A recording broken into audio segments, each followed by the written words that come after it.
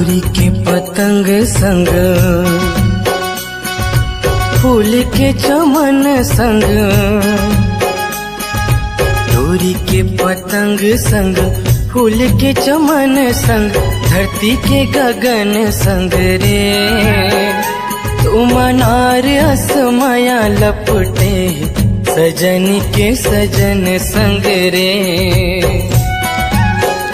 तुम अनार असमाया लपटे सजन के सजन संग रे।